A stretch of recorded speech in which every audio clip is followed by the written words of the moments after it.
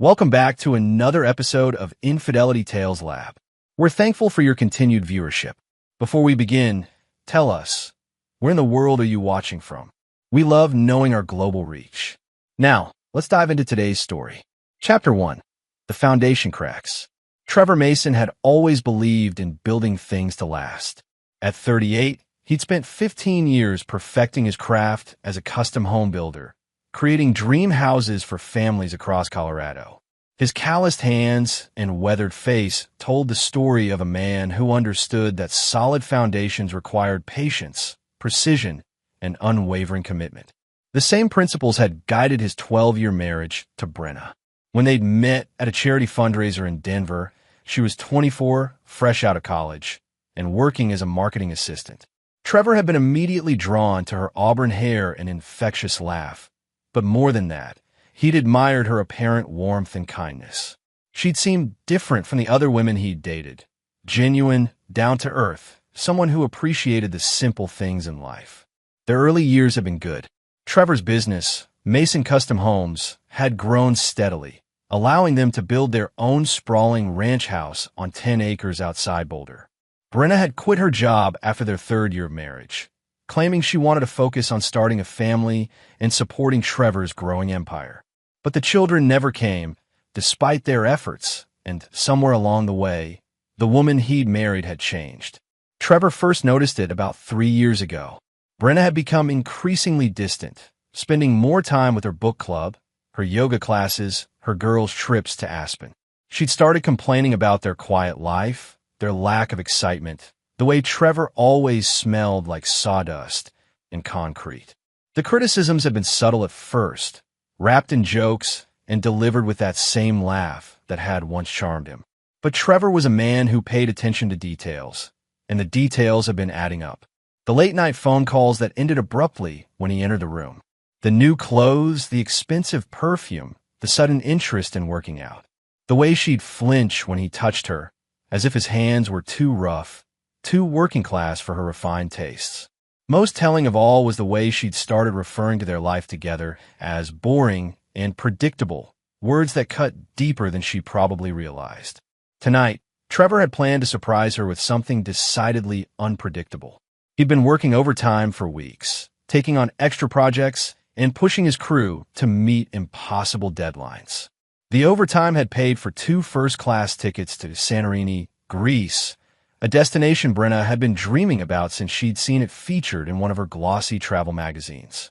The resort was 5-star, the itinerary included private yacht tours and couple spa treatments, and the whole trip would last 2 weeks. It was the kind of grand romantic gesture that should have rekindled whatever spark had been missing from their marriage. Trevor pulled into their circular driveway at 9:30 p.m., later than usual, but buzzing with excitement. The house was lit up, and he could see Brenna's silhouette through the living room window. She wasn't alone. Her best friend, Jade Torres, was there, gesturing animatedly with a wine glass in her hand.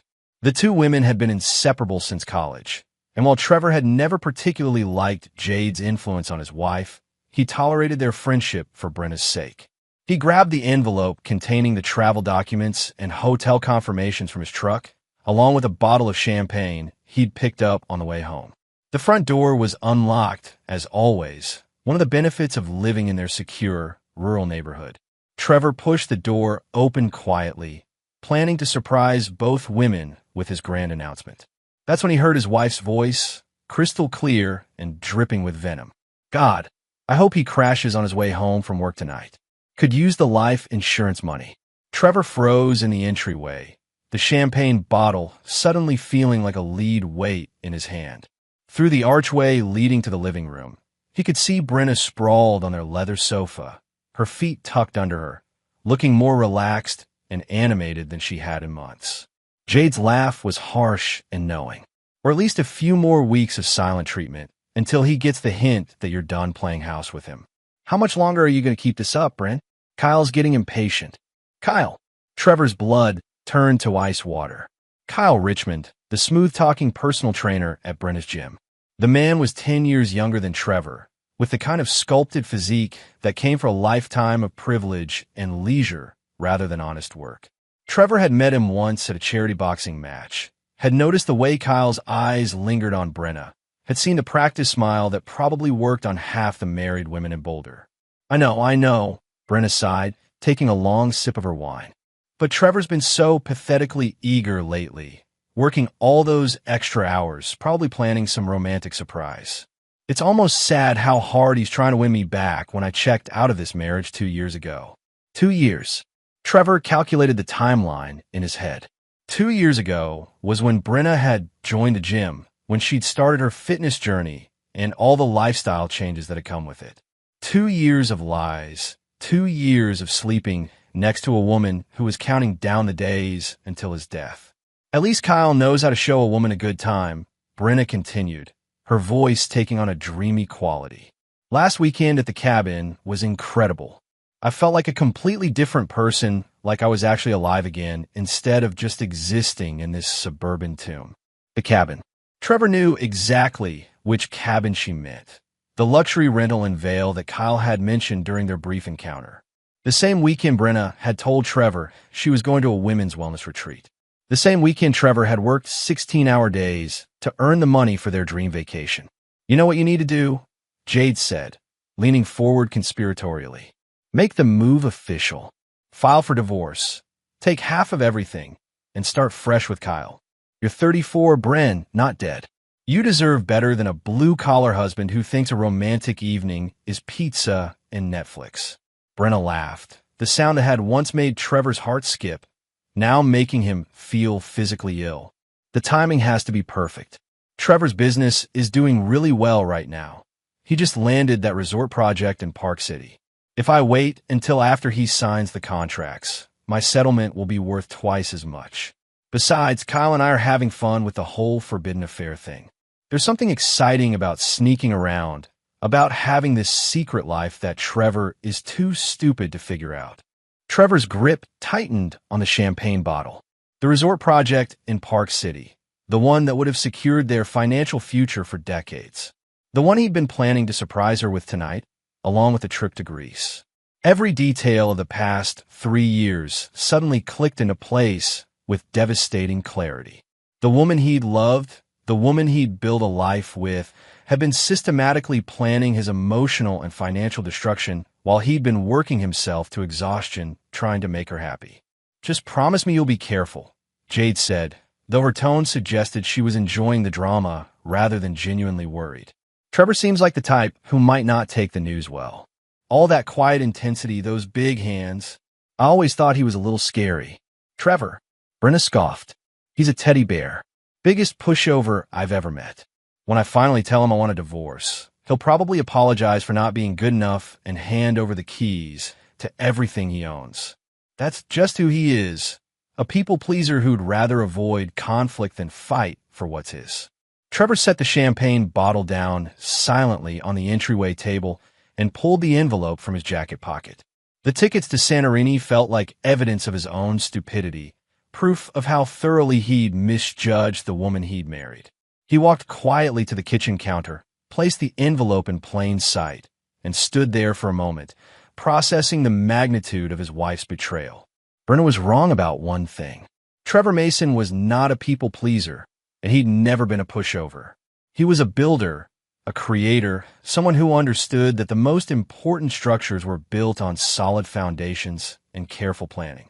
But he was also the son of a man who'd lost everything to a faithless woman, and he'd sworn long ago that he would never be that kind of victim. The conversation in the living room continued, each word carving deeper into what remained of Trevor's marriage. He listened for a few more minutes, memorizing details, filing away information that would prove useful later. Then, with the same quiet efficiency that had made him successful in business, he turned and walked back out of his house, closing the door behind him with barely a sound. As he drove away into the Colorado night, Trevor's phone buzzed with a text from Brenna. Working late again? Don't wait up. Jade and I are having girl time. Love you. Red heart. The heart emoji felt like a final insult. Trevor deleted the message without responding and kept driving, his mind already working through the first stages of what would become the most important project of his life. He'd built his last house for someone else. Now, it was time to build something for himself, something that would last. Chapter 2. Blueprint for Destruction.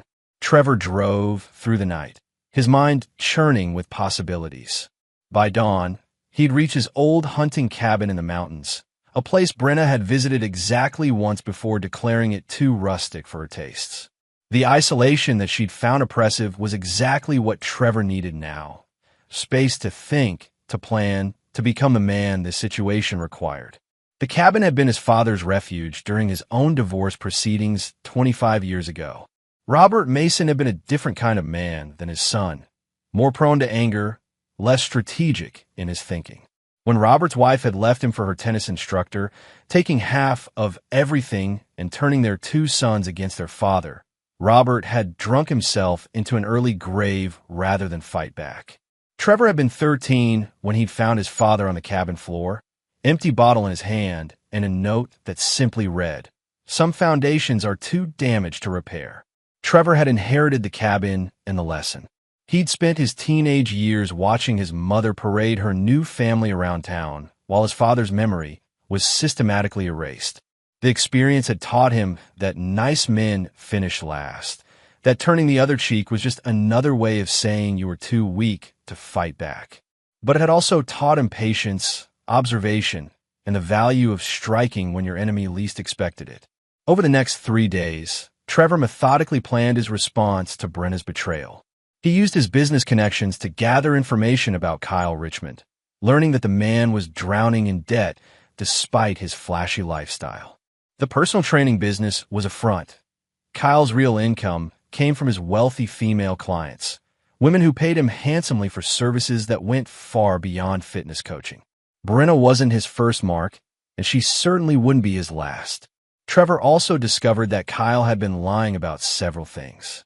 The man wasn't 34 as he'd claimed, but 42, with a criminal record that included fraud and assault charges from his 20s. He'd been married twice before, both marriages ending in bitter divorces that left his ex-wives financially devastated. The pattern was clear.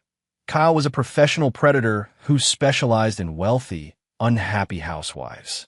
The research confirmed what Trevor had suspected. Brenna wasn't a victim in this scenario.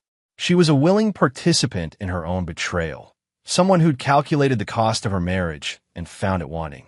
The woman who'd once cried watching romantic movies had become someone who could casually discuss her husband's death over wine with her friend. On the 4th day, Trevor received a call from his foreman, Miguel Santos, asking about the work schedule for the following week. The conversation gave Trevor an idea that would form the cornerstone of his revenge. "Miguel," Trevor said, "I need you to handle the Park City project for the next few weeks. Something personal has come up. Everything okay, boss?" Miguel's concern was genuine. The two men had worked together for 8 years, and Miguel was one of the few people Trevor considered a true friend. "Family issue," Trevor replied, which wasn't entirely untrue. "I need you to keep this between us, but I'm going to be out of town for a while. If anyone asks, tell them I'm scouting new locations for expansion." Miguel agreed without question, loyalty that Trevor appreciated and would remember. After hanging up, Trevor made several more calls, putting pieces in place for what would become the most elaborate construction project of his career, the systematic demolition of Brenna and Kyle's lives. The first phase required Trevor to become invisible. He'd already moved money from their joint accounts into a business account that only he controlled, a legal maneuver that Brenna wouldn't notice for weeks. He'd also transferred ownership of several properties into his company's name, protecting them from any potential divorce settlement. These weren't the actions of a man who intended to roll over and play dead. Trevor's phone rang constantly with calls from Brenna, each voicemail more frantic than the last. She'd found the plane tickets on the kitchen counter, had realized he'd been home that night, and overheard at least part of her conversation with Jade. The tone of her messages evolved from confusion to anger to panic as the days passed without any response from her husband. "Trevor, what the hell is going on?" Brenna's voice was sharp with irritation on day 2. "I found the tickets to Greece, and now you're just gone? This is childish, even for you." By day 4, the irritation had transformed into something closer to fear. "Okay, I know you're upset about something, but we need to talk about this like adults. Whatever you think you heard the other night, I can explain. Just come home so we can work this out. The final message came on day 6, Brenna's voice breaking with what sounded like genuine desperation. Trevor, please. I'm scared. Miguel won't tell me where you are. Your friends haven't seen you, and I'm starting to think something terrible has happened. If you can hear this, just let me know you're okay. Whatever's wrong, we can fix it. I love you. Trevor listened to that last message 3 times, analyzing the inflection in her voice, the timing of her pauses. Even now, facing the potential collapse of her carefully laid plans, Brenna was performing.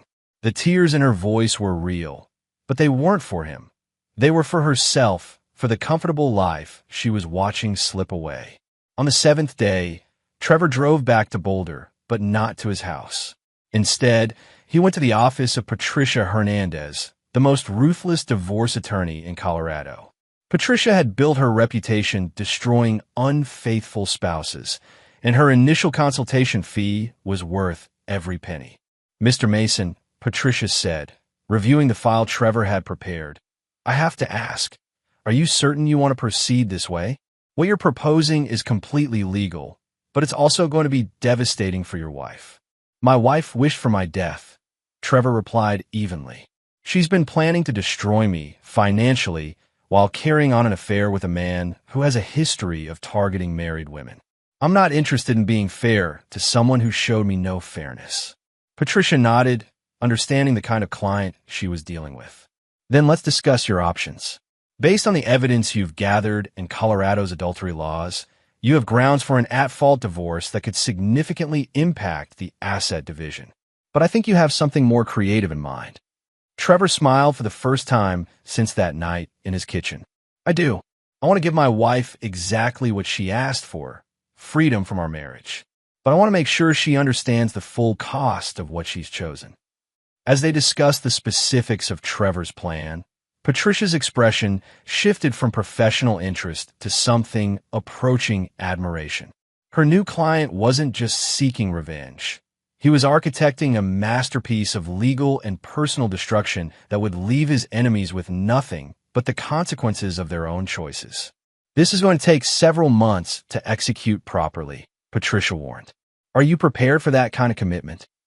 Trevor thought about his father's note, about the years of watching his mother's new family prosper while Robert Mason's legacy was forgotten. He thought about Brenna's laugh as she discussed his potential death, about Kyle's hands on his wife's body in the cabin Trevor's money had paid for. Ms. Hernandez, he said, I've been preparing for this my entire life. Chapter 3, The Ghost Returns. After 2 weeks of radio silence, Trevor finally came home. But the man who walked through the front door of the Mason house wasn't the same person who'd left with plane tickets and champagne.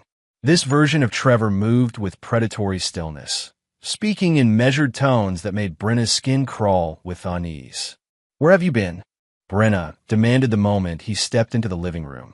She'd been pacing for hours, checking her phone obsessively for any sign of her missing husband. The uncertainty was killing her, and worse, it was affecting her relationship with Kyle. Her lover had become distant and irritable as the days passed, clearly uncomfortable with the drama and potential complications of Trevor's disappearance. Working, Trevor replied, setting his duffel bag down with deliberate care. He looked around the living room as if seeing it for the first time, his gaze lingering on the wine glasses she hadn't bothered to clean up from her conversation with Jade. I found the investors for the Park City expansion. Spent some time in the mountains, thinking about our future.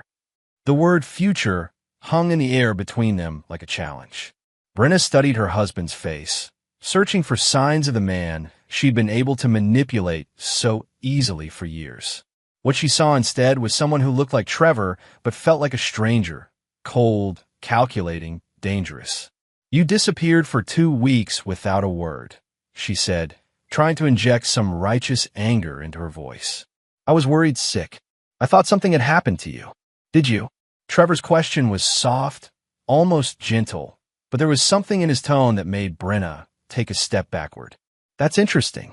I wouldn't have expected you to worry about my well-being. The words were carefully chosen, loaded with meaning that Brenna couldn't quite decipher. Had he heard her conversation with Jade? How much did he know? The uncertainty was torture, but she couldn't ask directly without revealing her own guilt. Of course I was worried, she said, moving closer and reaching for his hand. You're my husband. I love you. Trevor allowed her to take his hand, but didn't return the gesture. His skin felt cold, and when she looked into his eyes, she saw nothing of the warmth that had once made her feel safe and cherished. Love, he repeated as if testing the word. That's a powerful thing, love. It can make people do incredible things for each other. Or terrible things. Before Brenna could respond, Trevor's phone buzzed. He answered it without looking at the caller ID, his voice shifting to the professional tone she'd heard him use with clients. Trevor Mason, yes, I'll be there. No, my schedule is completely clear. I've decided to take a more hands-on approach to my business relationships. He hung up and looked at Brenna with something that might have been amusement. I have a meeting tonight. Don't wait up. Tonight? But you just got home. I thought we could talk. Maybe go out to dinner, spend some time together. The words sounded desperate even to her own ears, but Brenna was starting to panic. This wasn't how things were supposed to go. Trevor was supposed to be predictable, manageable, someone she could control while she planned her exit strategy. I'm sure you can find something to occupy your time, Trevor said, walking toward the stairs. Maybe call Jade or Kyle. Brenna's blood turned to ice. There was confirmation that he knew. But how much? And what was he planning to do about it? Trevor, if this is about the other night, what about the other night? His voice was perfectly calm, perfectly controlled. Is there something you need to tell me about the other night? It felt like a trap, and Brenna was smart enough not to walk into it. Nothing. I missed you. 2 weeks is a long time. Trevor nodded as if her answer was exactly what he'd expected. It is. A lot can change in 2 weeks. I've learned some interesting things about the people in my life, about what they really think of me when they believe I'm not listening. He started up the stairs, then paused halfway. Oh, and Brenna? I canceled the trip to Greece. I decided we needed to spend more time focusing on our life here in Boulder. I hope you don't mind. Watching him disappear into their bedroom, Brenna felt a chill that had nothing to do with the temperature. The Trevor who'd left 2 weeks ago would have confronted her directly, would have demanded explanations and apologies. This version was playing a different game entirely, one where she didn't know the rules. She called Kyle the moment she heard Trevor's truck pull out of the driveway. He's back, she said without preamble when Kyle answered. And Kyle's voice was clipped and patient. Their affair had lost much of its excitement during Trevor's absence, replaced by stress and uncertainty that Kyle clearly found unappealing. He knows something. I can feel it. He's different, Kyle.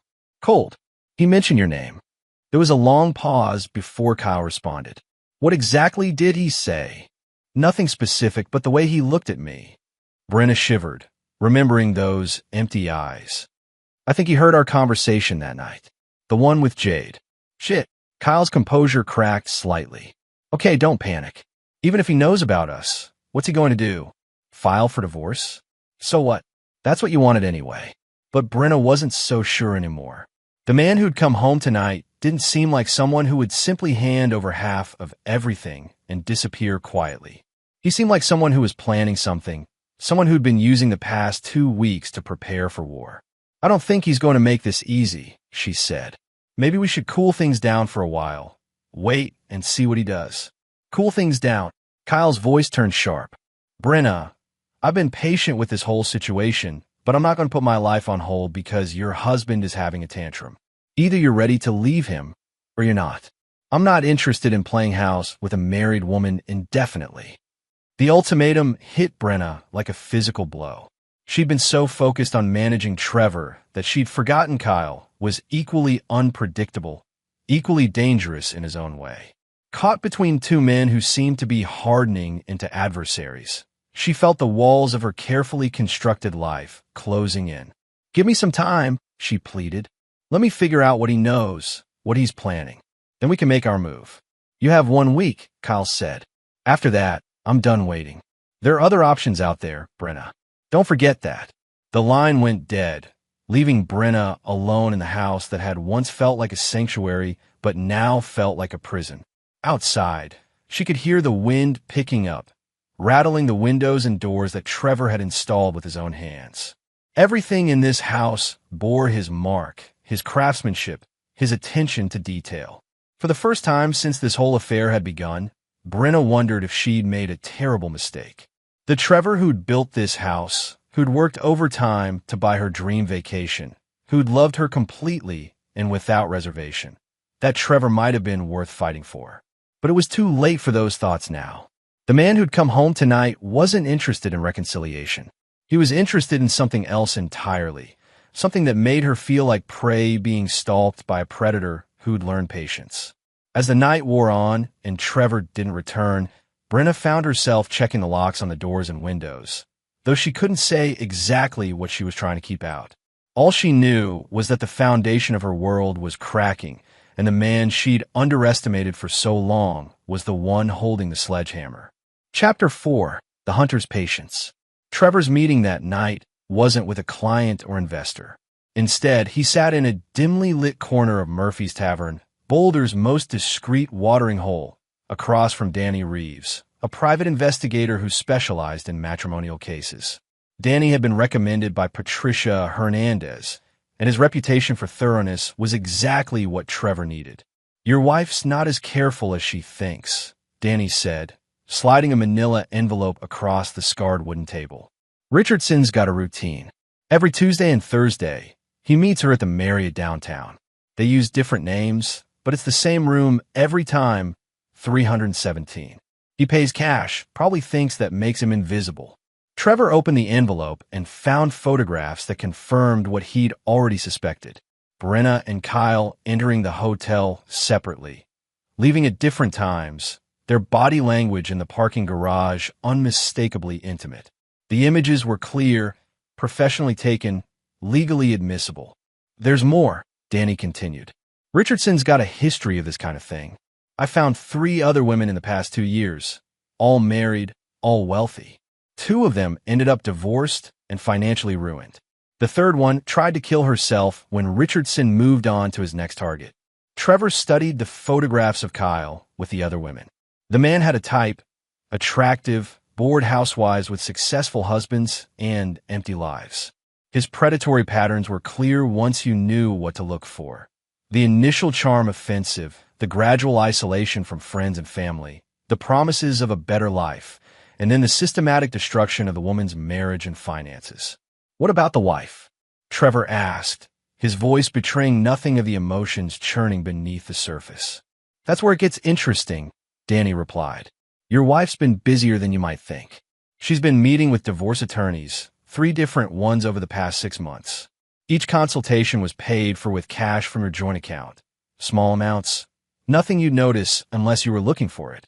Trevor absorbed this information without surprise.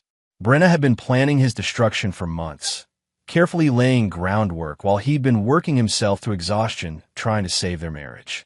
The vacation to Greece had been his last-ditch effort to reconnect with a woman who'd already written him off as a relic of her past. "She's also been documenting things," Danny continued, "taking photos of the house, copying financial documents, building a case for why she deserves a significant settlement. Your wife's not just cheating, Mr. Mason. She's conducting a strategic campaign." "Good," Trevor said, surprising the investigator. "I want her to be thorough. The more evidence she gathers, the better my case becomes." Danny raised an eyebrow. Most men would be upset by this news. "Most men don't understand that the best way to defeat an enemy is to let them defeat themselves," Trevor replied. "Continue the surveillance. I want to know every move they make, every conversation, every plan. And Danny, I want you to start looking into Richardson's business finances. A man with his spending habits and his pattern of targeting married women isn't making all his money from personal training." Over the following weeks, Trevor maintained his facade of normalcy while gathering intelligence on his targets. He went to work each morning, came home each evening, and played the part of a husband trying to rebuild his marriage. The performance was convincing enough that Brenna began to relax, interpreting his calm demeanor as ignorance rather than strategy. What Brenna didn't know was that Trevor had installed surveillance equipment throughout their house during one of her afternoon sessions with Kyle. Hidden cameras and audio devices provided him with a front-row seat to his wife's betrayal, documenting every lie, every cruel laugh, every moment of calculated deception. The recordings revealed the depth of Brenna's contempt for him. She mocked his work, his appearance, his attempts to salvage their relationship. She and Jade spent hours planning the perfect divorce strategy, discussing how to maximize her settlement while minimizing any potential backlash from Trevor. "He's so pathetic," Brenna said during one recorded conversation. "Last night, he actually asked if I wanted to renew our wedding vows for our anniversary. Can you imagine? Standing up in front of everyone and promising to love and honor a man I can barely stand to touch." Jade's response was equally venomous. "At least you won't have to pretend much longer. Once Kyle gets his business sorted out, you two can go public. I can't wait to see the look on Trevor's face when he realizes you've been playing him this whole time." Trevor listened to these recordings with the same detached professionalism he brought to reading blueprints. Each revelation was filed away, cataloged, and incorporated into his expanding plan for revenge. His targets were providing him with everything he needed to destroy them. He just had to be patient enough to let them finish hanging themselves. The breakthrough came when Danny discovered the true source of Kyle's income. The personal training business was indeed a front, but not for what Trevor had expected. Kyle was running an elaborate blackmail scheme, using his affairs with married women to extort money from their husbands. The man had been secretly recording his sexual encounters, then approaching the women's spouses with demands for payment in exchange for discretion. "He's done this at least 6 times, Danny reported during their next meeting. Amounts ranging from $50,000 to $200,000. The husbands pay to protect their wives' reputations and their own social standing. It's a perfect crime because nobody wants to admit they've been victimized." Trevor smiled for the second time since this ordeal had begun. Kyle Richardson had just handed him the weapon he needed to destroy both his wife and her lover in one devastating blow. The blackmailer was about to discover what happened when he tried to extort a man who understood the value of preparation and patience. "I want copies of everything," Trevor told Danny. "Financial records, correspondence, the names of his other victims. And I want you to find out when he plans to approach me with his proposition." "You think he's going to try to blackmail you?" "I'm counting on it," Trevor replied. Kyle Richardson is a creature of habit, and his pattern is about to become his downfall. That night, Trevor went home to find Brenna waiting for him with dinner prepared and candles lit on the dining room table. She was wearing the black dress he'd bought her for their anniversary, the one she claimed made her feel beautiful. Her performance was flawless, the loving wife trying to reconnect with her husband. "I thought we could have a romantic dinner," she said, kissing his cheek as he walked in. "Just the two of us. No distractions." Trevor played his part, complimenting the meal and making conversation about his day. But underneath the facade, he was calculating the final moves in a game that Brenna didn't even know she was losing. Soon, very soon, his wife would understand what it meant to underestimate Trevor Mason. The hunter had been patient long enough. Now, it was time to set the trap. Chapter 5, The Web Titans. 3 days after the romantic dinner, Kyle Richardson made his move. The call came to Trevor's office on a Thursday afternoon, Kyle's voice smooth and confident on the other end of the line. "Trevor, it's Kyle Richardson from the gym. We met at that charity boxing match a while back. I was wondering if we could meet for coffee. There's something I need to discuss with you. It's about your wife." Trevor let silence hang between them for a moment, playing the part of a confused husband. "About Brenna? Is she okay? Did something happen at the gym?" "She's fine, but we really need to talk in person. This isn't something I can discuss over the phone. How about tomorrow at 2 p.m.? There's a coffee shop called Grind on Pearl Street. Quiet, private. You'll want privacy for this conversation. Trust me." Trevor agreed to the meeting, his voice carrying just the right amount of concern and confusion. After hanging up, he immediately called Danny Reeves to confirm that the investigator would be positioned to record the entire encounter. This was the moment Trevor had been waiting for. Kyle's greed was finally going to be his undoing. The next afternoon, Trevor arrived at Grind 15 minutes early and chose a corner table with clear sight lines.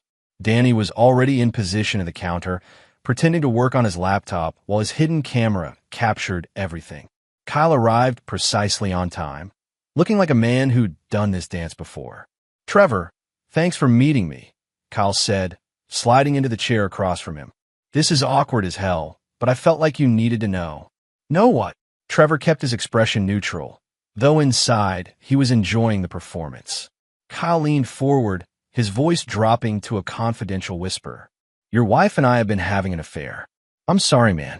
I know this is hard to hear, but she came on to me months ago, and things just escalated." Trevor let the words sink in, allowing his face to show the appropriate shock and pain. That's impossible. Brenna wouldn't. We're happy. We're working on our marriage." "I know this is difficult," Kyle continued, his tone perfectly calibrated to sound sympathetic. "But I have proof. Photos, videos, recordings of our conversations. She's been planning to leave you for months, talking about taking half of everything in the divorce." The hook was set.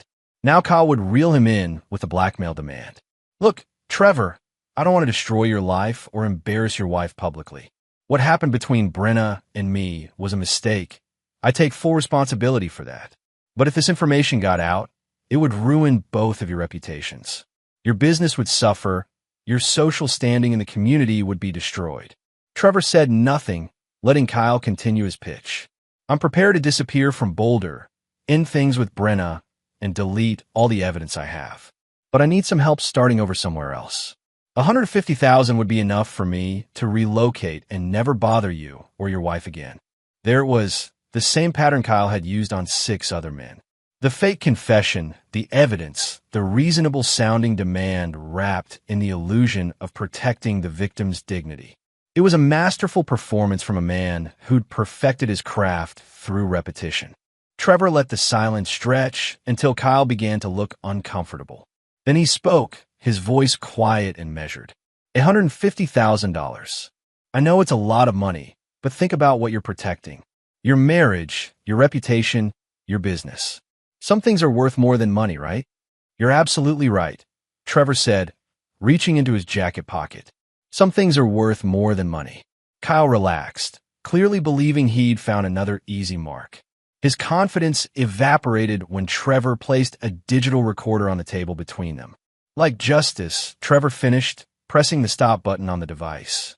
Kyle's face went white as he stared at the recorder. "What the hell is that?" "Evidence," Trevor replied calmly. "Evidence of your attempted extortion, which is a felony in Colorado, along with the financial records showing your blackmail payments from 6 other victims. It should be enough to put you away for quite a while."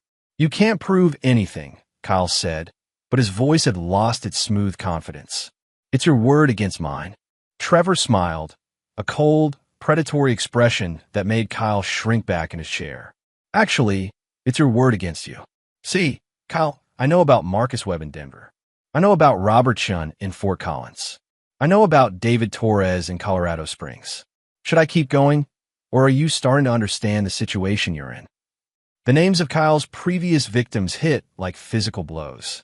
The man who'd seemed so confident minutes earlier was now sweating, his eyes darting around the coffee shop as if looking for escape routes. "You've been running this scam for 3 years, Trevor continued conversationally. "Seducing married women, recording your encounters, then blackmailing their husbands. It's been a profitable business model, hasn't it? Until now." Kyle's desperation made him stupid. "Look, we can work this out. I'll leave town, disappear completely. You'll never see me or hear from me again. Just let me walk away." "Oh, you're going to disappear?" Trevor agreed. "But not the way you're thinking. You see, Kyle, I've already turned copies of all this evidence over to the FBI. Extortion across state lines is a federal crime. They're very interested in talking to you." As if summoned by Trevor's words, 2 men in dark suits appeared at their table. "Kyle Richardson," one of them said, displaying his badge. "FBI, you're under arrest for extortion, fraud, and racketeering. You have the right to remain silent." Kyle's arrest in the middle of the crowded coffee shop drew stares from every patron. As the federal agents led him away in handcuffs, Trevor remained seated, calmly finishing his coffee while Danny packed up his surveillance equipment. Phase 1 of Trevor's revenge was complete. But Kyle's arrest was just the opening move. The real game was about to begin. That evening, Trevor came home to find Brenna pacing frantically around their living room, her phone pressed to her ear. She was trying to call Kyle, but his phone was going straight to voicemail. Hard to answer when you're being processed into federal custody. "Where have you been?" she demanded the moment Trevor walked in. "Kyle was supposed to meet me this afternoon, but he never showed up. He's not answering his phone, and I'm worried something happened to him." Trevor loosened his tie and sat down in his favorite chair, watching his wife with the detached interest of a scientist observing a lab specimen. "I wouldn't worry about Kyle. I'm sure he's exactly where he needs to be." Something in his tone made Brenna stop pacing. "What do you mean by that?" "I mean that Kyle Richardson is no longer your concern. In fact, I think you're going to have much bigger problems to worry about very soon." Before Brenna could respond, there was a knock at the front door. Trevor didn't move to answer it, so Brenna went instead. When she opened the door, she found two police officers standing on their porch. "Mrs. Mason, we need to speak with you about your relationship with Kyle Richardson. May we come in?" Brenna's world tilted on its axis as she realized that somehow, impossibly, her carefully constructed secret life was collapsing around her. She looked back at Trevor, who was still sitting calmly in his chair, watching the scene unfold with what looked like satisfaction. "Of course," she said, her voice barely above a whisper. "Please come in." As the officers entered their home, Trevor finally stood up. "I think I'll let you handle this conversation privately," he said to Brenna. "I have some calls to make." Walking past his wife toward the stairs, Trevor paused to whisper something only she could hear. "You wanted your freedom, Brenna. Congratulations. You're about to get more than you bargained for." The hunter had sprung his trap. Now it was time to watch his prey struggle against the web they'd woven around themselves. Chapter 6. The Price of Betrayal. The police interview lasted 3 hours. Brenna emerged from the living room looking pale and shaken, her confidence shattered by the reality of her situation. The officers had questioned her extensively about her relationship with Kyle, his business practices, and her knowledge of his criminal activities. While they couldn't charge her with any crimes, they'd made it clear that she was now considered a witness in a federal investigation. Trevor was waiting for her in the kitchen, sitting at the table where she'd found the plane tickets to Greece what felt like a lifetime ago. He'd prepared 2 cups of coffee, a gesture that might have seemed thoughtful under different circumstances. "How long have you known?" Brenna asked, slumping into the chair across from him. Her voice was hoarse from 3 hours of careful answers and legal evasions. "Which part?" Trevor replied calmly. "About your affair with Kyle? I've known since the night I came home with the vacation tickets." "About his blackmail scheme? I figured that out a few weeks ago." "About your plans to divorce me and take half of everything? I've known about that for months." Brenna stared at him in shock. "Months? But you never said anything. You acted like everything was normal." "Everything was normal," Trevor said. "Normal for a marriage where one spouse is systematically planning to destroy the other while pretending to love them. Normal for a woman who wishes her husband would die so she could collect the insurance money." The words hit Brenna like physical blows. She'd forgotten about that conversation with Jade, forgotten that Trevor had been in the house that night. Hearing her own cruelty reflected back at her made her feel sick with shame and fear. "Trevor, I never meant." "You meant every word," he interrupted. "And now you're going to live with the consequences of those words." Brenna looked around their kitchen, seeing it as if for the first time. This was a room where Trevor had prepared breakfast for her every morning for 12 years. The room where they'd planned their future, argued about money, celebrated birthdays and anniversaries. The room where she'd systematically destroyed their marriage while he'd been trying to save it. "What happens now?" she asked quietly. Trevor reached into his jacket and pulled out a manila envelope, placing it on the table between them. "Now you sign these papers." Brenna opened the envelope with trembling hands. Inside were divorce documents, but not the kind she'd been expecting. These papers stripped her of any claim to Trevor's business, their house, or most of their shared assets. The settlement offered her enough money to start over, but nowhere near the fortune she'd been planning to claim. "I can't sign this," she said, her voice rising with panic. "This isn't fair. I'm entitled to half of everything we built together." "Half of everything we built together," Trevor repeated thoughtfully. Let me ask you something, Brenna. What exactly did you build? I started my business before we met. I bought this land, designed this house, built it with my own hands. I worked 16-hour days to grow the company while you spent your afternoons planning my destruction. So tell me, what did you contribute to this marriage besides betrayal and lies? Brenna felt tears streaming down her face, but she could see that Trevor was unmoved by her distress. The man sitting across from her wasn't the gentle, forgiving husband she'd taken for granted for so many years. This was someone harder, colder, someone who'd learned to match cruelty with ruthlessness. If you don't sign willingly, Trevor continued, I'll file for an at-fault divorce based on adultery. In Colorado, that means you could end up with nothing at all. The choice is yours. You're destroying my life, Brenna whispered. No, Trevor corrected her. You destroyed your life. I'm just making sure you understand the cost of your choices. As Brenna stared at the papers, her phone buzzed with a text message from Jade. OMG, did you see the news? Kyle Richardson was arrested by the FBI. It's all over social media. Call me. Trevor must have seen her reaction to the message because he smiled that cold, predatory smile she was beginning to hate. Your friend Jade is going to have some interesting conversations with federal agents over the next few days. It turns out that Kyle recorded some of your conversations together, including the one where you discussed the best way to poison me if the car accident didn't work out. Brenna's blood turned to ice. That's not. We were joking. We were drunk and just talking nonsense. Were you? Trevor asked. Because the FBI takes conspiracy to commit murder very seriously, even when it's just joking. Of course, if you cooperate fully with the divorce proceedings, I might be willing to clarify for the authorities that your conversations with Kyle and Jade were purely hypothetical. But if you fight me on this, if you try to drag this out in court or claim assets that aren't rightfully yours. He didn't need to finish the threat. Brenna understood perfectly. She could sign the papers and start over with a modest settlement, or she could fight him and risk spending the rest of her life in federal prison. I need time to think, she said desperately. You have until tomorrow morning, Trevor replied, standing up from the table. I'm sleeping in a guest room tonight. I suggest you use the time to consider your options carefully. As Trevor walked away, Brenna called after him. What happened to you? You used to be kind, forgiving. You used to love me. Trevor paused in the doorway and looked back at his wife. Really looked at her for what might be the last time. I did love you. Completely. Unconditionally. I would have done anything for you, Brenna. I worked myself to exhaustion trying to make you happy, trying to be the husband you deserved. And in return, you wish for my death. His voice was quiet, matter of fact, but the words carried the weight of absolute finality.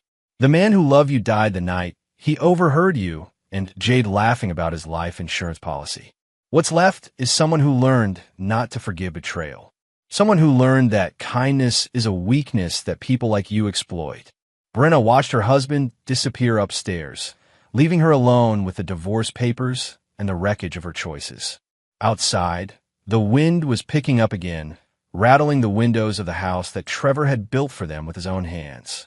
But this time, the sound didn't comfort her. This time, it sounded like everything solid in her world was coming apart. She thought about calling her lawyer, fighting the divorce settlement, demanding her fair share. But then she remembered Kyle's arrest, remembered the federal agent's questions about conspiracy and murder plots.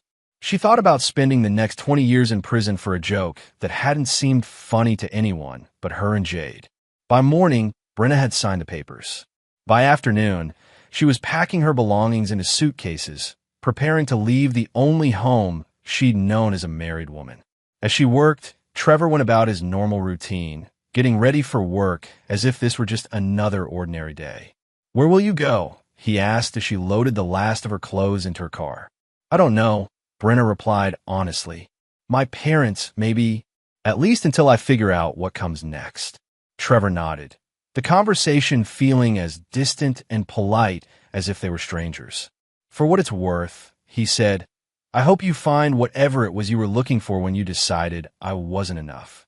Brenna looked at her husband one last time, searching for any sign of the man who'd once loved her enough to work overtime to buy her dream vacation. What she found instead was a stranger who'd learned to weaponize the same patience and attention to detail that had made him successful in business. "I'm sorry," she said, though the words felt inadequate for the magnitude of what she'd destroyed. "I know you are," Trevor replied.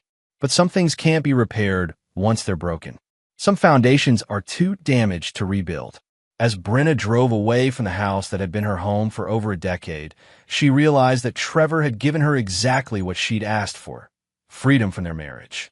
But like everything else in his life, he'd built her liberation with precision and care, ensuring that every detail served his purpose rather than hers. The man who'd once loved her unconditionally had become the architect of her destruction. And the most terrifying part was that she'd given him every tool he needed to build her cage. Chapter 7. Reckoning.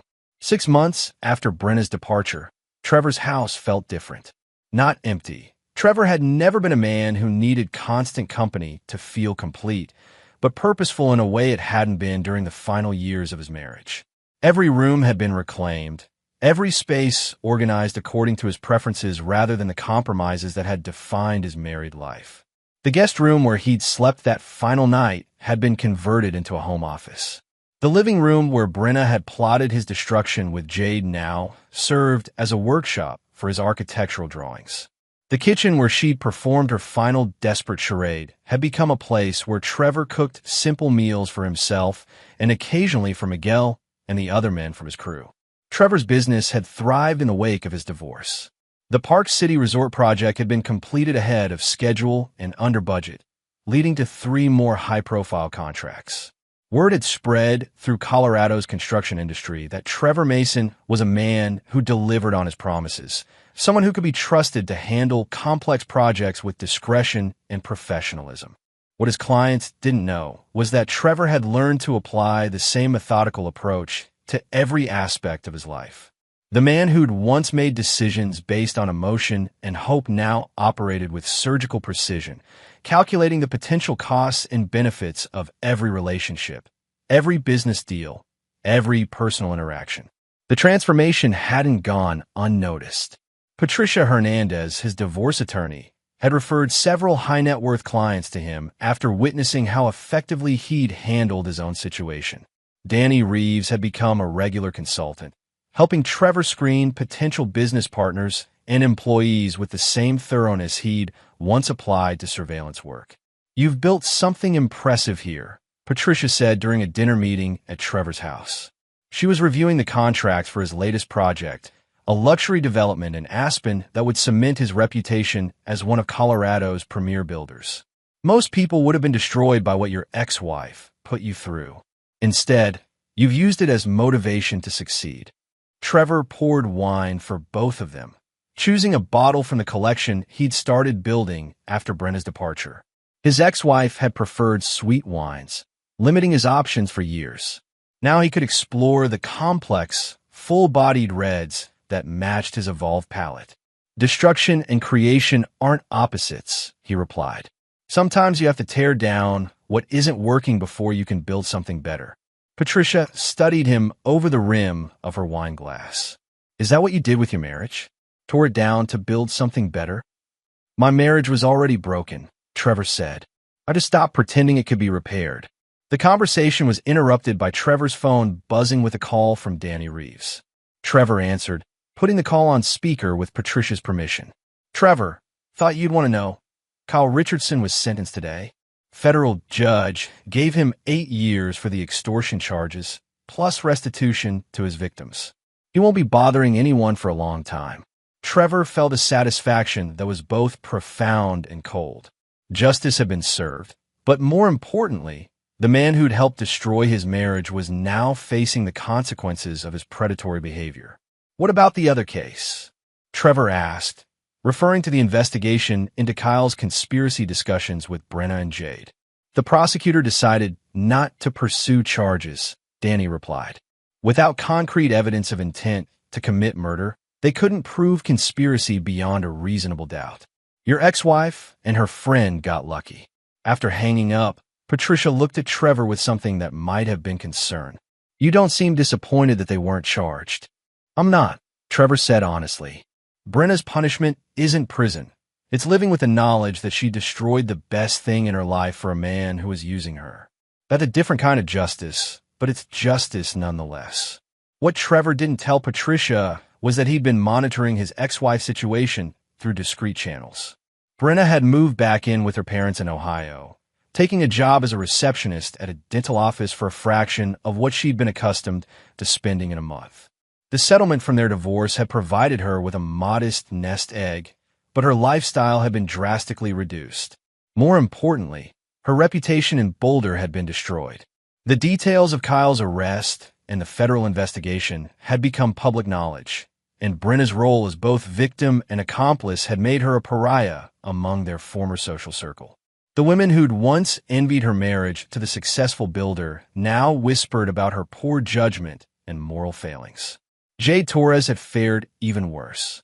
Her involvement in the conspiracy conversations had cost her a lucrative marketing job, and no one in Boulder's tight-knit professional community would hire her. Last Trevor had heard, she'd moved to Phoenix and was working in retail while trying to rebuild her career from scratch. "Have you thought about dating again?" Patricia asked, bringing Trevor back to the present conversation. "It's been 6 months. You're a successful, attractive man with a lot to offer the right woman." Trevor considered the question seriously. He'd had opportunities, women who'd made their interests clear through professional interactions or social events. But the idea of opening himself up to that kind of vulnerability again felt foreign, almost impossible. "I'm not the same person I was when I married Brenna," he said finally. The man who fell in love with her was trusting, optimistic, willing to believe the best about people. That man doesn't exist anymore. "Maybe that's not entirely a bad thing," Patricia suggested. "Trust and optimism are admirable qualities, but they can be weaknesses if they're not balanced with discernment and self-protection." Trevor nodded, acknowledging the truth in her words. The man he'd become was harder, more calculating, less willing to make himself vulnerable to other people's betrayals. But he was also stronger, more successful, more capable of protecting himself and the people who deserve his loyalty. "If I ever do get involved with someone again," he said, "it will be on very different terms. No joint accounts, no shared property, no merging of lives until they've proven themselves over years, not months. And if they ever betray that trust." He didn't finish the sentence, but Patricia understood. The man sitting across from her had learned to be ruthless when necessary, to respond to betrayal with overwhelming force. Any woman who entered his life would need to understand that Trevor Mason was no longer someone who could be taken advantage of. As Patricia gathered her documents and prepared to leave, she paused at the door. "For what it's worth, I think Brenna made the biggest mistake of her life when she chose Kyle Richardson over you. Some women don't recognize a good man until it's too late to keep him." Trevor walked her to her car, watching the taillights disappear into the Colorado night. The words were meant to be comforting, but they struck him as irrelevant. Whether Brenna regretted her choices or not was no longer his concern. She'd made her decision, and he'd made his. Inside the house, Trevor poured himself another glass of wine and stood in the living room where he'd once overheard his wife wishing for his death. The woman who'd spoken those words was gone, exiled from the life they'd built together. In her place was a lesson he'd never forget. That love without boundaries was just another word for vulnerability, and vulnerability was a luxury he could no longer afford. The foundation of his old life had been cracked beyond repair. But the man who'd learned to build something new on the ruins of his marriage was stronger, smarter, and infinitely more dangerous than the trusting husband who'd worked overtime to buy plane tickets to Greece. Trevor Mason had learned to become both architect and destroyer, and he'd never forget the price of either role. Chapter 8. No Forgiveness. 2 years after the divorce, Trevor's life had settled into a rhythm of controlled success. His construction company had expanded beyond Colorado, with projects in Utah, Wyoming, and Arizona. The house that had once been a symbol of his failed marriage had become the headquarters of a business empire built on reputation, precision, and the hard-won knowledge that trust was a commodity to be earned, not freely given. The call came on a Tuesday evening in late November. Trevor almost didn't answer. The number was blocked, and he'd learned to avoid unexpected communications. But something made him pick up, perhaps curiosity about who would be trying to reach him anonymously. Trevor? It's Brenna. Her voice was different, smaller, uncertain, stripped of the confidence that had once made her so attractive. Trevor felt nothing at the sound of it. No lingering anger or hurt, just the mild interest he might have shown to a stranger. Hello, Brenna. Why are you calling? She paused, and he could hear her struggling to find words. I wanted to apologize. I know it's been 2 years, and I know I don't have the right to ask for your forgiveness, but I needed you to know that I understand what I did to you. What I threw away.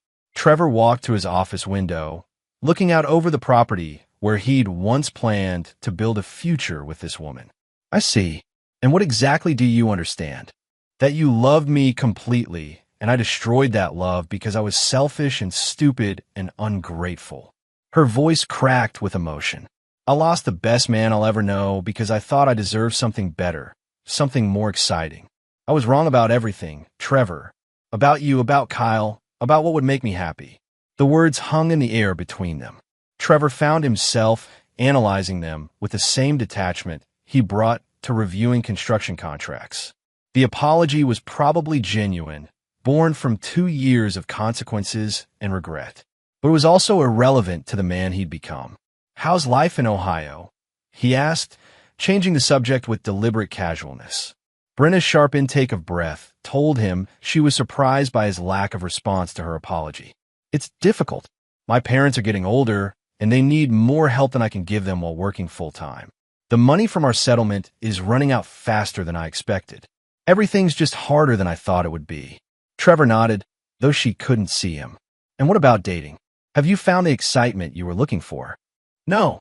The word came out as barely a whisper. I tried, but I can't trust anyone. After Kyle, after learning what kind of person I'd throw my marriage away for, I can't believe anything anyone tells me.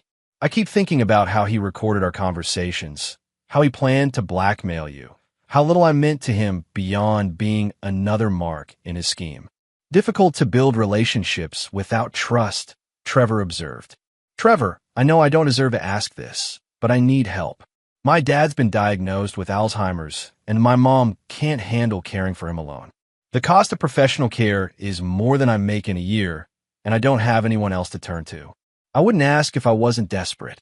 There was the real reason for the call.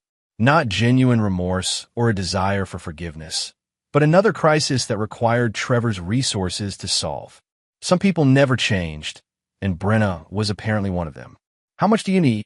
Trevor asked, his voice giving away nothing of his thoughts.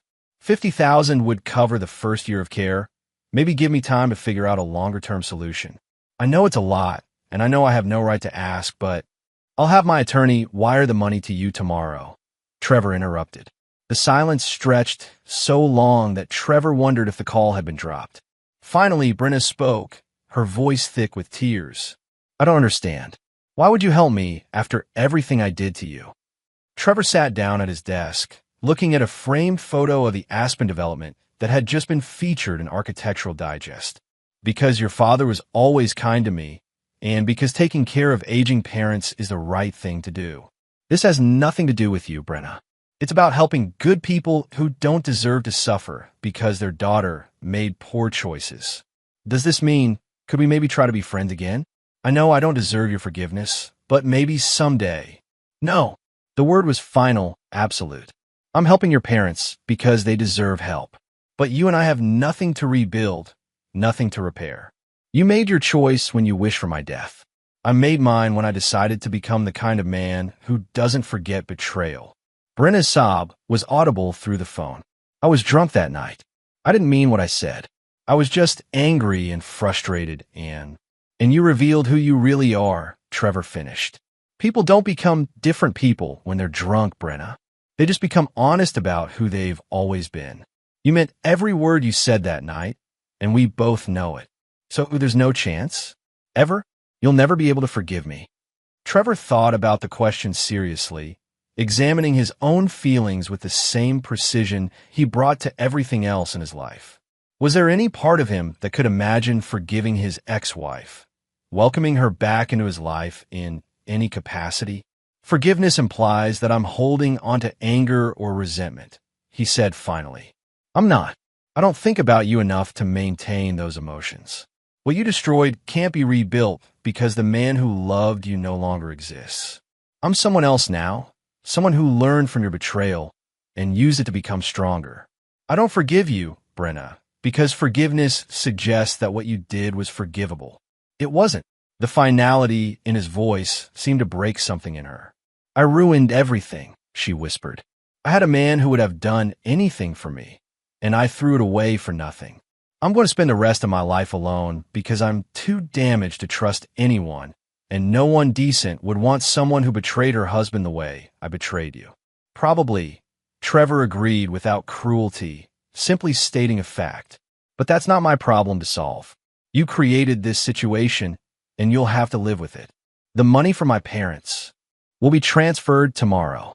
Consider it a gift from the man you used to be married to, not a loan or an obligation. We're done after this, Brenna. Don't call me again. Trevor hung up before she could respond.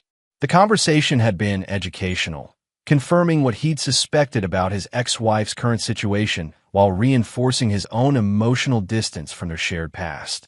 He called Patricia Hernandez and arranged for the wire transfer, then poured himself a glass of wine and returned to the architectural plans spread across his desk.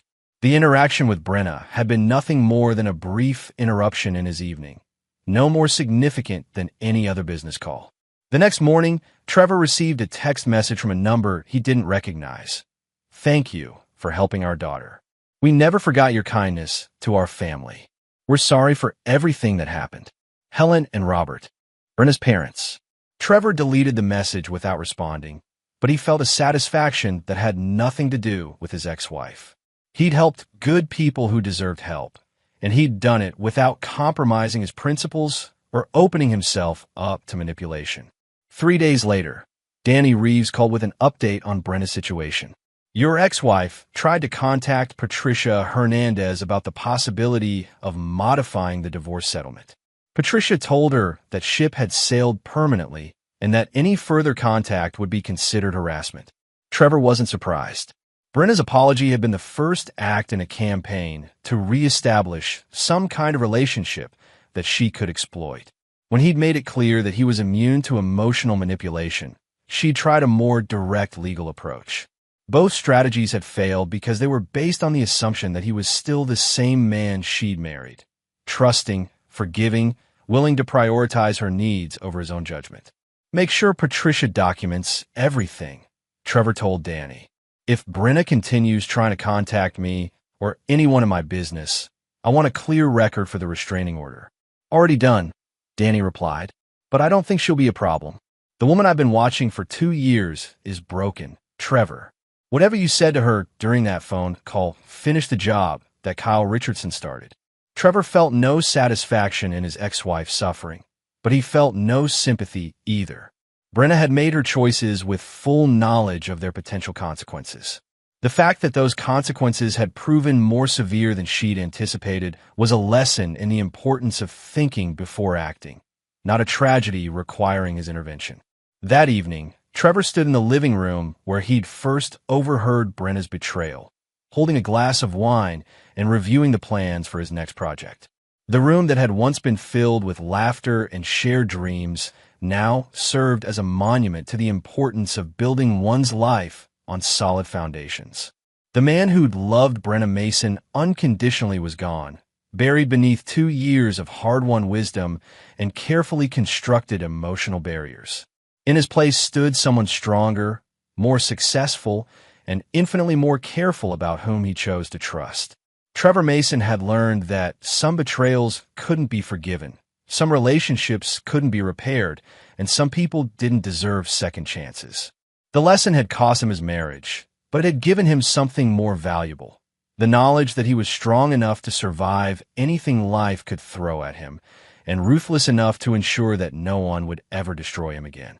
Chapter 9. Foundations of Steel. 5 years had passed since the divorce, and Trevor Mason had become a legend in Colorado's construction industry. Mason Custom Developments now employed over 100 people across 4 states, with projects ranging from luxury resorts to sustainable housing communities. The company's success had made Trevor wealthy beyond his original dreams, but more importantly, it had validated his transformation from betrayed husband to uncompromising businessman. The call came from his lawyer's office on a Friday morning in April. Patricia Hernandez's assistant explained that there was an urgent matter requiring Trevor's immediate attention, something about his ex-wife and a situation that could potentially affect him. Trevor arrived at Patricia's downtown office to find her reviewing a thick file with a grim expression. Spread across her desk were police reports, medical records, and legal documents that painted a disturbing picture of Brenna's life since their last conversation 3 years earlier. "She's dead," Patricia said without preamble. "Suicide. They found her in a hotel room in Denver 2 days ago." Trevor absorbed the information without visible emotion, though he felt a strange disconnection from reality. The woman who'd once shared his bed, his dreams, his entire life was gone. The finality of it seemed to reduce their 12-year marriage to a historical footnote. "How?" he asked. "Overdose. Sleeping pills and alcohol." She left a note. Patricia slid a photocopy across the desk. "The police contacted me because you're mentioned in it." Trevor read the note, written in Brenna's familiar handwriting, but with a shakiness that suggested either emotional distress or physical illness. "I destroyed the only good thing in my life because I was too stupid and selfish to recognize what I had. Trevor tried to show me real love, and I threw it away for nothing. I can't live with what I did to him or who I became. I'm sorry for all the pain I caused. I hope someday he can forgive me, even though I'll never forgive myself." "There's more," Patricia continued.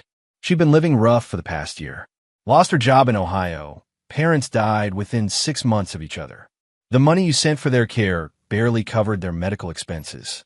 She's been homeless, struggling with addiction, in and out of shelters. Trevor set the note down and looked out Patricia's window at the Denver skyline. Somewhere in this city, the woman who'd once wished for his death had ended her own life, alone and broken. He searched his feelings for some response: grief, regret, satisfaction, but found only a hollow acknowledgement of cause and effect. "The reason I called you," Patricia said, "is that she tried to contact you several times over the past month. My office blocked the attempts per your standing instructions, but the police found dozens of unsent letters in her belongings, all addressed to you." She produced another file folder. "These are copies. The police thought you should see them in case there are any threats or concerning content." Trevor opened the folder and found pages upon pages of Brenna's increasingly desperate attempts to reach him. The letters chronicled her descent from struggling but hopeful divorcee to broken woman facing the complete collapse of her life. Each letter begged for forgiveness, for a second chance, for some acknowledgement that their marriage had meant something worth remembering. "I know you hate me, and I deserve that. But please, just once, tell me that what we had was real. Tell me that for at least a little while, you loved me as much as I thought you did. I need to know that I'm not remembering a lie. I've lost everything, Trevor. My parents, my home, my self-respect. The only thing that keeps me going is the hope that maybe someday you'll answer one of my letters. I don't need forgiveness. I know I don't deserve that. I just need to know you don't completely regret the years we spent together. I dream about our house sometimes. Not the expensive things or the luxury, but the little moments. You making coffee in the morning, the way you'd kiss my forehead when you thought I was sleeping, the pride in your voice when you'd show me something you'd built. I threw away a lifetime of those moments for nothing. I'm so sorry, Trevor. I'm so goddamn sorry." Trevor read through the letters methodically, each one a window into the gradual disintegration of the woman he'd once loved. The progression was tragic in its inevitability. Hope giving way to desperation. Desperation yielding to despair, and finally despair surrendering to the kind of darkness that made death seem like mercy. She never remarried, Patricia said quietly. Never had children, never found anyone else. According to the social worker who'd been helping her, she talked about you constantly. Said she destroyed the only real love she'd ever known and couldn't figure out how to live with that knowledge. Trevor closed the file and leaned back in his chair. "What do you need from me?" Patricia looked surprised by his clinical response. The police want to know if you have any information about her mental state, if there were any threatening communications, anything that might shed light on her final weeks. No threatening communications, Trevor replied. As you know, I haven't spoken to her since the phone call about her parents 3 years ago. I made it clear then that we had no relationship to maintain. Trevor, Patricia said carefully, I have to ask, do you feel any responsibility for what happened to her? The question was one Trevor had been considering since reading Brenna's suicide note. Did he bear some moral culpability for his ex-wife's death? Had his refusal to forgive her, his absolute rejection of any reconciliation, contributed to her final decision? No, he said finally. Brenna made her choice when she betrayed our marriage. Every consequence that followed was the result of that original decision.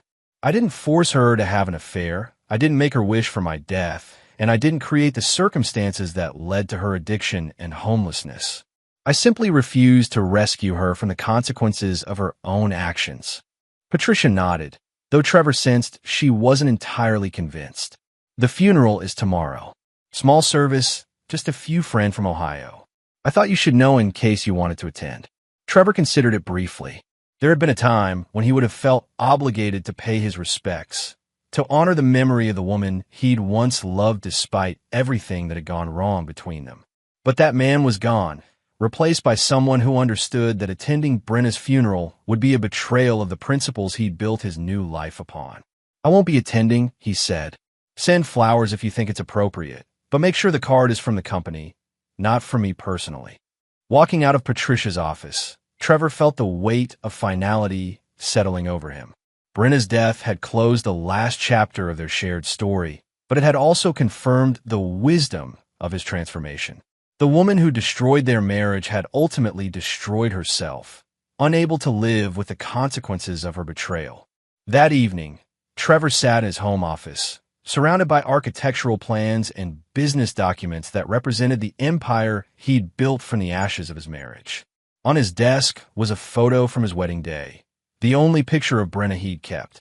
In it, she was laughing at something he'd said, her face radiant with joy and love that had seemed completely genuine at the time. Trevor studied the photo for a long moment, then placed it in his desk drawer next to the copies of her final letters. He wouldn't throw them away. They were part of his history, documentation of the price of betrayal and the importance of choosing one's commitments carefully. But they had no place in his present or future. The next morning, Trevor received a call from Miguel Santos, his foreman and the closest thing he had to a friend. Miguel had read about Brenna's death in the Denver Post and was calling to offer condolences. I'm sorry for your loss, boss, Miguel said. I know things ended badly between you two, but still, it's got to be hard. Thank you, Miguel. I appreciate the thought. You doing okay? You want to take some time off? Maybe get away for a while. Trevor looked around his office, at the success he'd built through discipline and determination. No, I'm fine. We have the Grand Junction project starting Monday. I want to be there for the groundbreaking. After hanging up, Trevor realized that Miguel's call had been the first expression of sympathy he'd genuinely appreciated. The man had worked for him for over a decade, had seen him through the worst period of his life, and had never asked for details or offered unsolicited advice. Miguel understood loyalty, understood that some things were too personal to share even with friends. Over the following weeks, Trevor received a handful of other calls and messages from people who'd known him and Brenna during their marriage. Most were brief expressions of sympathy, but a few were more probing, clearly fishing for details about their relationship and the circumstances surrounding her death. Trevor handled each conversation with the same polite distance he'd mastered over the past 5 years. He thanked people for their concern, confirmed that he was fine, and deflected any attempts to engage him in discussions about Brenna's mental state or their marriage's failure. The past was past, and he had no interest in relitigating decisions that had proven correct through the test of time. 6 months later, Trevor received a final piece of mail related to his ex-wife. A package from the administrator of her estate containing a few personal items that had been specifically designated for him in her will. Inside the package was his old wedding ring, the one he'd left on the kitchen counter the night he discovered her betrayal, along with a note in Brenna's handwriting. This belongs to the man who deserved better than what I gave him. I hope he finds someone worthy of his love."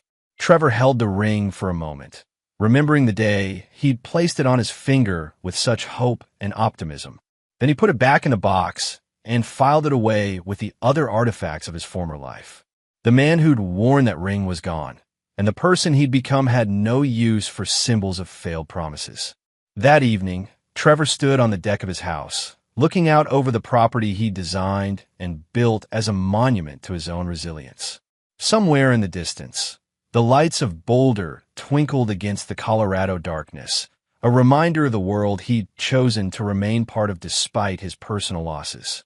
Trevor Mason had learned that some foundations couldn't be repaired once they were cracked, that some betrayals couldn't be forgiven, and that some people would destroy themselves rather than live with the consequences of their choices. The lessons had cost him his marriage and, indirectly, contributed to his ex-wife's death. But they had also given him something more valuable than love or forgiveness: the unshakable knowledge that he was strong enough to survive anything, ruthless enough to protect himself from further betrayal, and successful enough to build a life that served his own purposes rather than someone else's expectations. The man who'd worked overtime to buy plane tickets to Greece was gone forever. In his place stood someone harder, smarter, and infinitely more dangerous. Someone who'd learned that the strongest foundations were built not on trust and forgiveness, but on the steel-hard certainty that he would never again allow anyone to wish for his destruction without facing the full consequences of that choice. Trevor Mason had become exactly what the world had forced him to become: unforgiving, unbreakable, and utterly alone by his own careful design. And for the first time since that night 5 years ago, when he'd overheard his wife's betrayal, he was completely at peace with that choice. And there you have it. Another story comes to an end. What did you think? I'd love to hear your thoughts in the comments below. If you enjoy this story, consider joining our community by subscribing. It means the world to us. For more stories like this one, check out the recommended videos on screen. And I'll see you there.